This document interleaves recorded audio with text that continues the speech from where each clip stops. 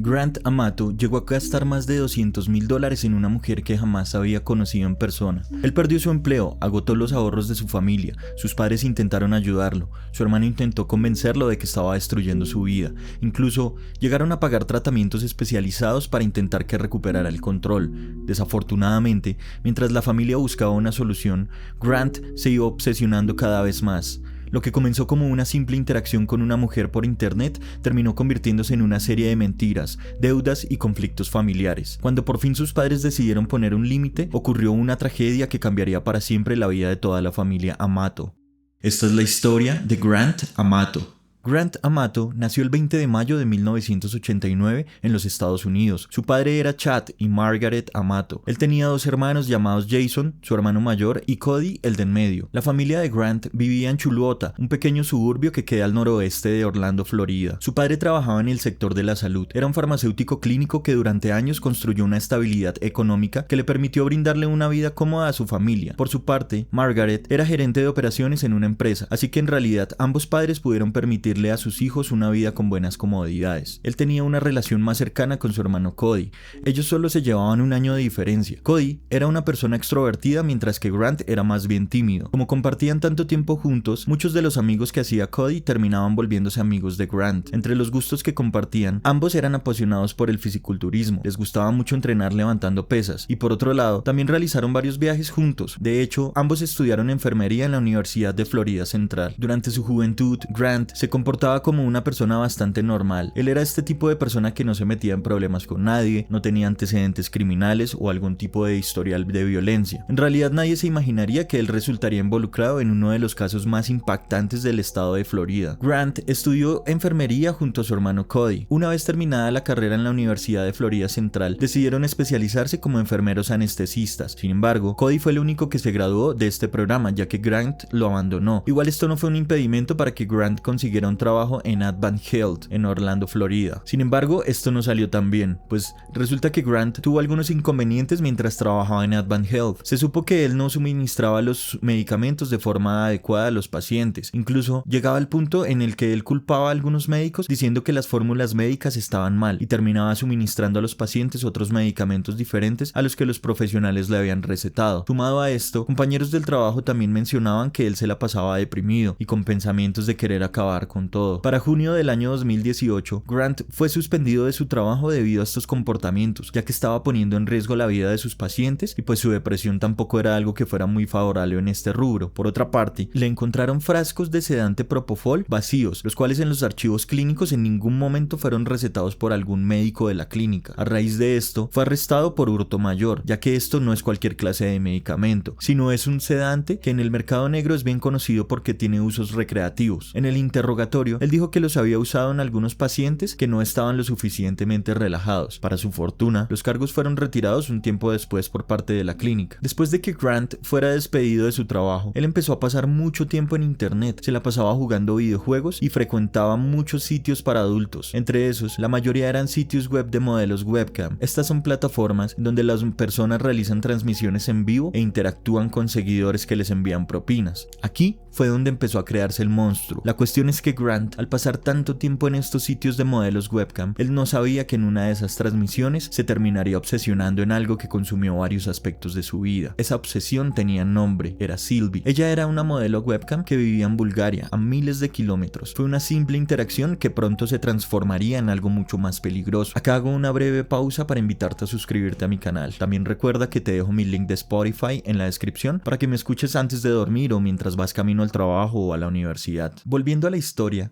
Sylvie era una mujer que vivía al sureste de Europa, en Bulgaria, a más de 8,000 kilómetros de distancia de Florida, donde vivía Grant. Como mencioné anteriormente, ella trabajaba realizando transmisiones en vivo a través de estas plataformas de internet a todo el mundo. Estas plataformas normalmente funcionan mediante un sistema de tokens, los cuales son una moneda virtual que los usuarios compran con dinero real y posteriormente utilizan para enviar propinas o solicitar interacciones privadas con las modelos. Al principio, Grant solo era uno más entre miles de espectadores. Sin embargo, poco a poco él comenzó a conectarse cada vez con mayor frecuencia. Pasaba horas viendo las transmisiones de Sylvie, constantemente le enviaba tokens y sin saberlo empezó a desarrollar sentimientos hacia ella. Con el paso de los meses, la situación se volvió más fuerte. Debido al trato que Sylvie tenía con Grant, él llegó a convencerse de que existía una relación especial entre ambos, pero pues lo más probable es que eso saliera mal, porque a pesar de que para él verla a ella, enviarle dinero y enviarle mensajes era algo muy fuerte, él solo era uno más de los miles de espectadores que la veían y le enviaban dinero, por supuesto. El tema aquí es que Grant seguía enviando y enviando tokens para llamar su atención, pero lo que era gravísimo es que no hablamos de pequeñas cantidades. Los registros financieros demostraron de que estaba gastando miles y miles de dólares de manera constante, pero ¿de dónde si es que él ya no tenía un trabajo o alguna fuente de ingresos? Entonces ya se imaginarán para dónde va la cosa. Grant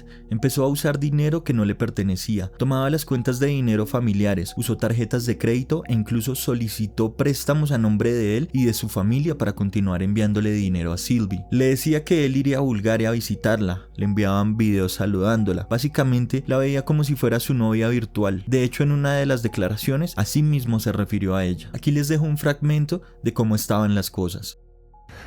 All right, Sylvia, look at me. I am outside going to check the mail. And I'm asking you if you can please, pretty please, send me one of your videos. I love it so much when you just send them to me. Yeah, I don't like buying your stuff. It makes me feel weird. Could you please send me one though? Su familia comenzó a notar que algo no estaba bien. Habían movimientos bastante extraños. El dinero desaparecía constantemente y Grant cada vez estaba más aislado. Él solo sacaba excusas y decía mentiras acerca de esto. Sus papás y sus hermanos se dieron cuenta de todo y debido a la magnitud del problema quedaron completamente sorprendidos. No podían entender cómo había gastado semejante cantidad de dinero en alguien que ni siquiera conocía. Y como era de esperarse, al final es su familia, quienes le dieron la vida y con quienes creció. Así que ellos decidieron ayudarle. Desafortunadamente, lo que no sabían era que la situación ya estaba más que escalada y que los intentos por salvar a Grant estaban a punto de convertirse en una batalla que pondría a prueba a toda la familia. Cuando la familia Mato descubrió lo que estaba ocurriendo, intentaron intervenir inmediatamente. Para ellos, Grant no era simplemente alguien que estaba gastando demasiado dinero, sino que él era un hijo, un hermano, y estaban viendo cómo poco a poco estaba tocando fondo con su vida. Sus padres empezaron a revisar los movimientos financieros, en donde descubrieron que había gastado sumas absurdas de dinero enviándoles regalos y transferencias a Sylvie. Las cifras eran tan altas que rondaban los $200,000. Aunque no entendían cómo era posible que este tipo se hubiera gastado tanta plata en una mujer que no conocía, ellos decidieron ayudarlo. Le dieron una nueva oportunidad y le permitieron seguir viviendo en casa. Intentaron controlar sus gastos. Tomaron una decisión muy importante, que era enviarlo a que recibiera un tratamiento psicológico. Él asistió a un centro especializado en ayudar personas que tienen comportamientos compulsivos relacionados con internet, con las apuestas e incluso con contenido sexual. Todo esto con el fin de que él tuviera una relación más saludable con la tecnología y recuperara el control sobre sus hábitos. Durante un tiempo, esta terapia funcionó muy bien, pero para cuando volvió a su casa, ya se imaginarán, se podría decir que tuvo una recaída. Él otra vez empezó a pasar mucho tiempo en internet, ocultaba información y seguía bastante aislado, encerrado en su cuarto. Grant era incapaz de cortar el contacto con Sylvie, por lo cual poco a poco la confianza que sus padres estaban intentando reconstruir volvió a deteriorarse. Grant le seguía escribiendo y escribiendo a Sylvie hasta que Chad, su padre, decidió poner las reglas sobre la mesa. Le exigió conseguir un trabajo, le exigió continuar la terapia,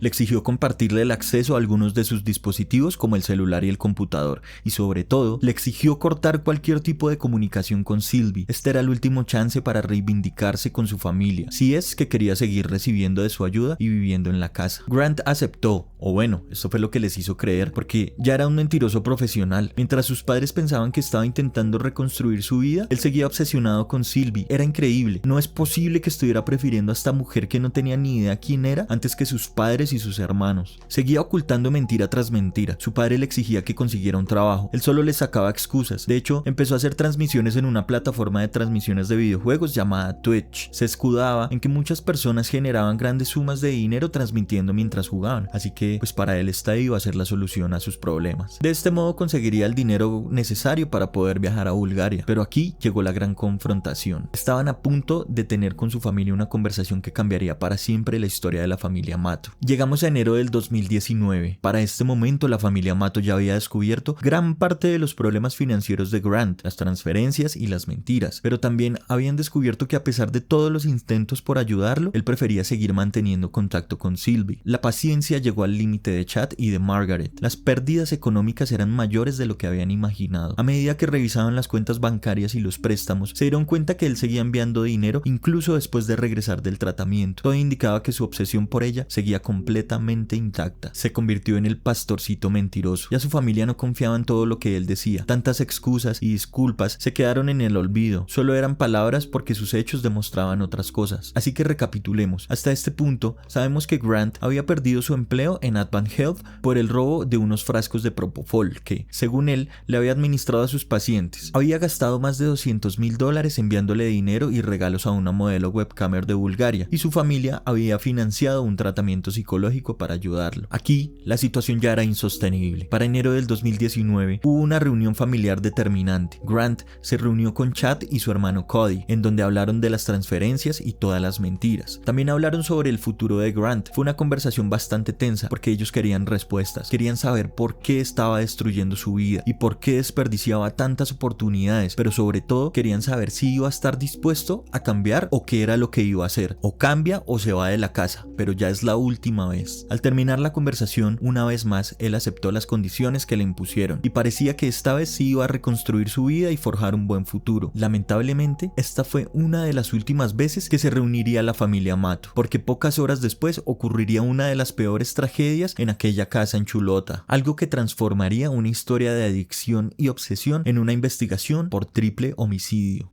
Durante la mañana del 25 de enero del 2019, la línea del 911 recibió una llamada en donde los compañeros del trabajo de Cody Amato informaban que él no había ido a trabajar ni contestaba las llamadas. Para una persona que se dedica a la enfermería anestésica, esto no es normal. Él no podía faltar sin previo aviso. Y bueno, esto no era normal en él tampoco. Él era un muy responsable, así que los compañeros del hospital le pidieron a la policía que fueran a la casa de Cody para ver si algo había ocurrido. Cuando los oficiales de policía llegaron a la casa, estuvieron golpeando sin respuesta alguna. Es como si no hubiera nadie. La policía decidió entrar por el garaje. Lo que encontraron fue una escena completamente devastadora. Aquí encontraron a Cody Amato, quien portaba su uniforme de enfermero y estaba completamente lleno de sangre. Debajo de su ojo derecho tenía un impacto de bala. Junto a él había una pistola. En la cocina estaba el cuerpo de Chad. Tenía 2 impactos de bala en su cabeza. Y a Margaret la encontraron en su oficina. Ella estaba sentada en su silla, quien al parecer mientras trabajaba en su computador recibió un impacto detrás de su cabeza.